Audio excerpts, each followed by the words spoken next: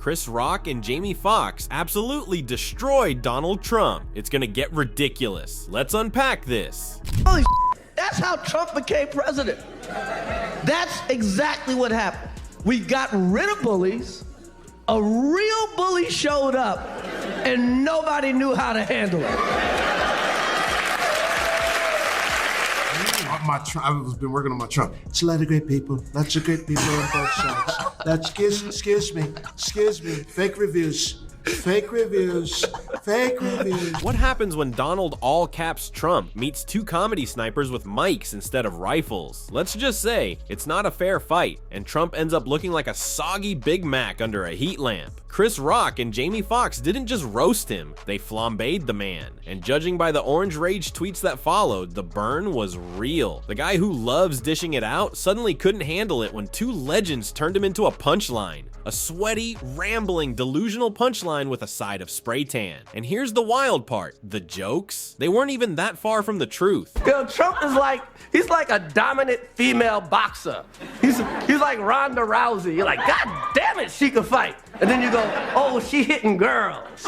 Jamie, Canada's gonna be with us soon. Canada will be with America very soon. I love Canada dry. I don't like Canada wet. I like Canada dry. We want Canada to adopt America. I like Canada. At least California. Canada's gonna be with us. They're gonna be the 36th state. There's 50, sorry. 30, whatever. I don't do math. Everyone knows that I like. Please, this isn't just stand-up, it's political autopsy with punchlines. Jamie Foxx's Trump impression, so painfully accurate it might have triggered a national emergency in Mar-a-Lago. Rock, meanwhile, breaks Trump down like he's explaining a particularly aggressive raccoon to a confused suburban dad. And the best part, this was just the opening act. The cast of The Apprentice is running the world.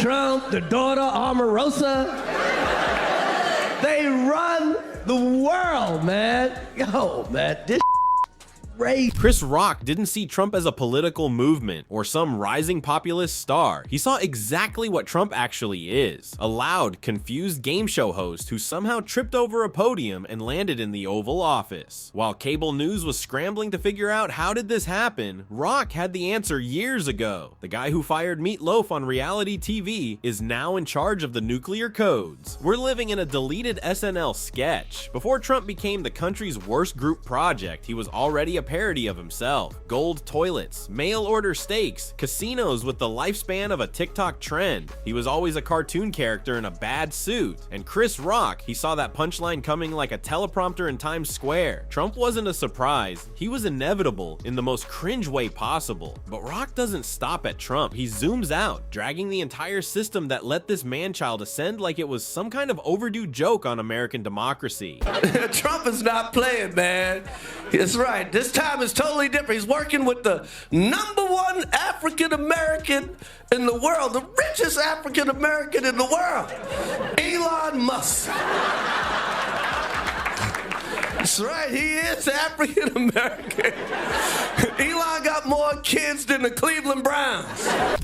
That's vintage Rock. One-liners so sharp they draw blood, but with enough truth to make you pause mid-laugh. He's not just roasting Trump's clown car presidency, he's torching the cult of billionaires, the fame chasers, the people who think owning a private jet means you're automatically qualified to run a country. And when Trump actually became president, oh, it was open season. The word salad speeches, the unhinged tweets, the scandals that piled up like failed business ventures. It was like the country had hired a stand-up comic who didn't realize he was the joke. But Rock got it. He always got it. And he turned the mega circus into a comedy set, one where every laugh stings just a little bit deeper. Be a war hero that got captured. I don't want to vote for nobody that got captured. I want to vote for that got away.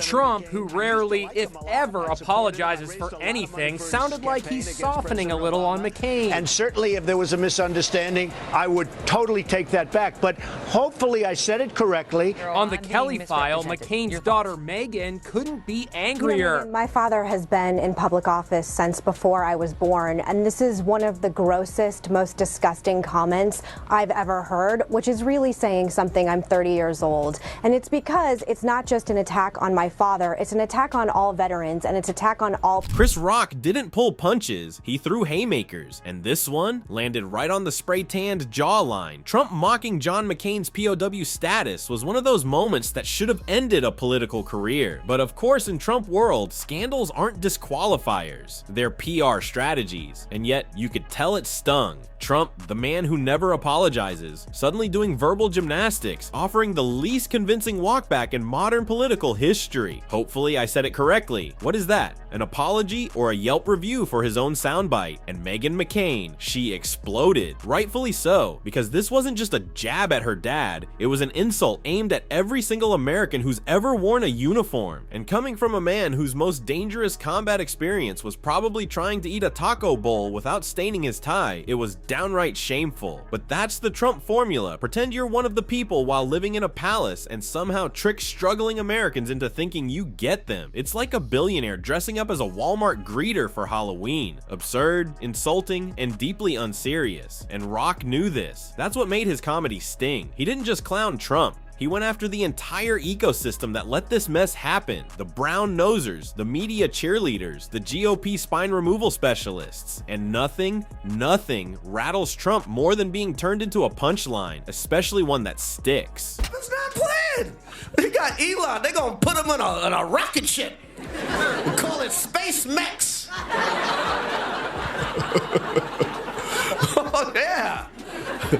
J-Lo's gonna marry Ben again just so she can stay in the country.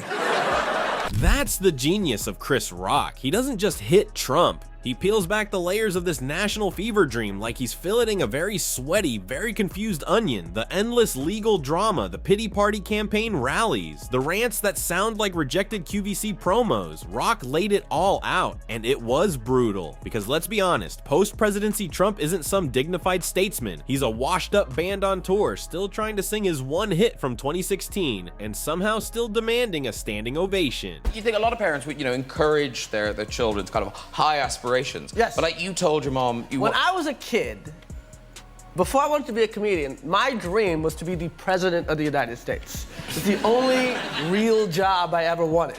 Okay? Only time I wanted an office. I wanted to be the president of the United States. And I told my mother, and she's like. But then came the line that sent Trump's blood pressure into orbit. One joke, one metaphor so brutally accurate, even his most loyal bootlickers had to cough out a laugh. Rock compared Trump's legal drama to a deadbeat dad dodging child support. Excuses, finger pointing, crocodile tears, and then shock when the judge shows up with paperwork. Lawsuits, investigations, indictments, they're stacking up like one-star reviews at a Trump steakhouse. Rock didn't exaggerate, he didn't need to. The truth was funnier and way more painful. And of course, the meltdown came. Twitter tantrums, rants about woke comedians, and the inevitable Chris Rock is irrelevant spin, the MAGA way of saying that joke hurt my feelings. It's not playing. They got Elon. They're going to put him in a rocket ship. We call it Space Mex. Oh, yeah. J-Lo's going to marry Ben again just so she can stay in the country.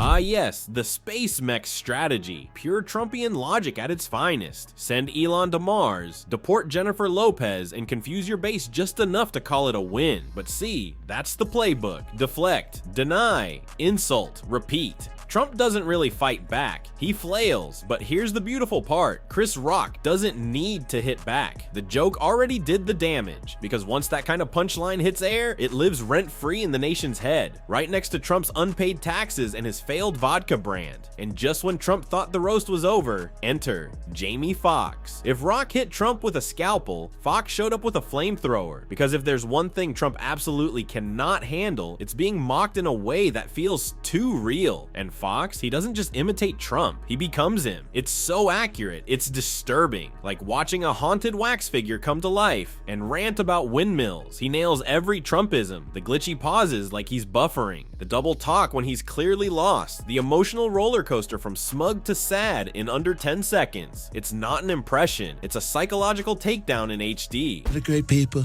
lots of great people on bus. I love London. London falling down. I just gotta tell you that you better bet your batch. Because I also do a Donald Trump impression. Jamie Foxx, the greatest Fox in the wilderness. Great guy.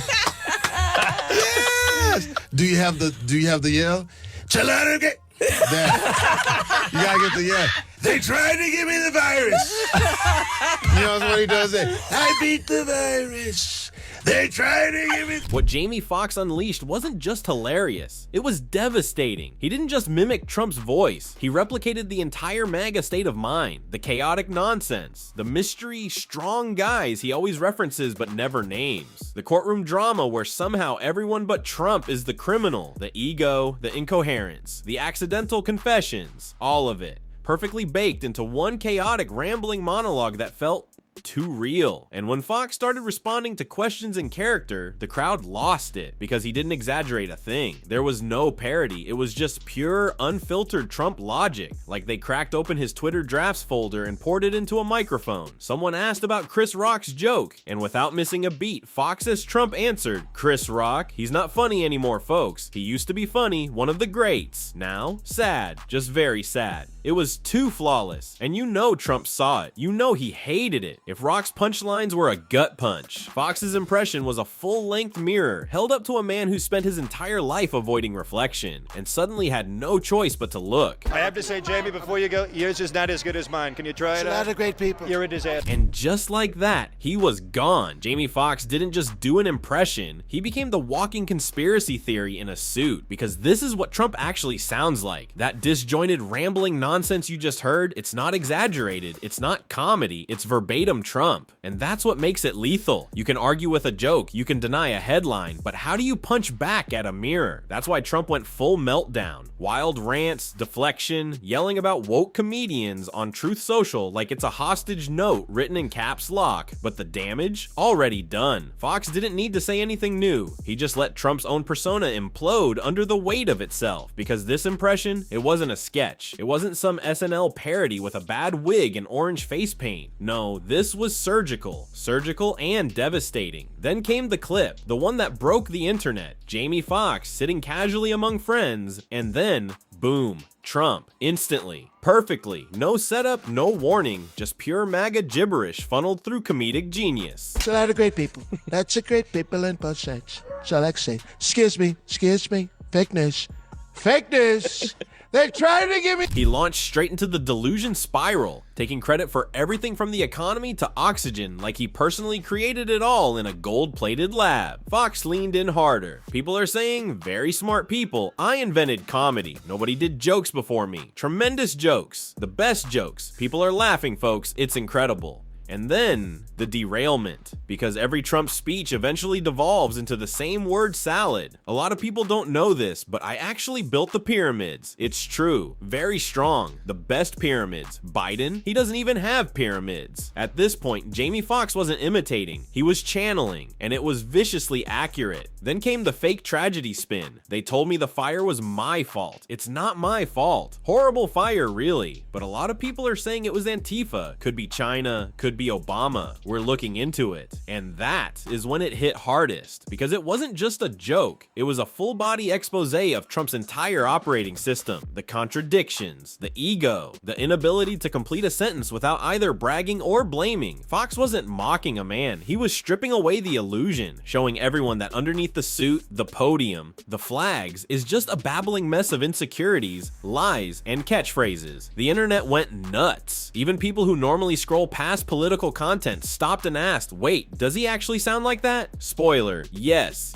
he does, because Trump can survive a lot: bankruptcies, lawsuits, fake universities. But what he cannot survive is being laughed at. Mockery is his kryptonite, and impressions, those are the death blow. They turn the emperor's voice into a joke and remind everyone that the genius behind the curtain is just another insecure guy shouting fake news into the void. And Jamie Foxx? He didn't just hold up a mirror, he shattered it. Therefore, I have determined that it is time to officially recognize Jerusalem as the capital of Israel.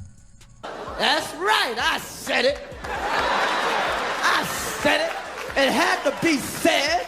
Somebody got this. Jamie didn't twist anything. He didn't need to. He just repeated Trump's own words with Trump's own voice and made the absurdity crystal clear to anyone not trapped in a MAGA group chat. Because when Foxx speaks like Trump, what you're hearing isn't a parody. It's reality turned up just one notch. And suddenly everyone sees the chaos Trump's been selling as strong leadership. The weird, misplaced bravado, the sentences that collapse halfway through, the desperate, sweaty need to sound important, even when he's saying literally nothing. And how did Trump react? You already know. Meltdown mode activated. Cue the tantrums. Cue the nasty Hollywood elite whining. Cue the people love my voice. Routine like he's auditioning for The Voice, Dictator edition. Then came the truth social meltdown, where Trump tried and failed to prove Foxx wrong by sounding exactly like the impression. He couldn't help himself, because that's the thing about comedy. You can't out-tweet it, you can't fire it, and you definitely can't executive order it out of existence. It's a lot of great people on both sides. I love Cameron. I love Cameron Diaz. She's great. I love all of her movies. I love Charlie's Angel. I feel like I'm a Charlie. By the way, the best Trump I've ever seen. Excuse me, fake news. And that's what makes this whole thing so devastating. Foxx didn't just do an impression, he exposed the entire operating system of Trumpism. The sound, the nonsense, the blind confidence and absolute gibberish. Because Trump can call CNN fake, he can call Biden sleepy, but he can't shut down a joke that goes viral faster than one of his court subpoenas. Chris Rock and Jamie Foxx didn't just roast him, they rewrote the rules. Every Trump scandal, every lie, every tantrum, every sir. Many people are saying they've locked it all in with comedy so sharp, so brutally on point, it'll echo longer than any of his speeches. Trump built his whole brand on being untouchable, the guy who always gets the last word. But a joke? A perfect joke? He'll never outrun that, because laughter is one thing he can't control, and that might just be the biggest blow of them all. Here you can see the next video. Click on it. Trust us. If you thought this was wild, just wait until you see what Trump does next.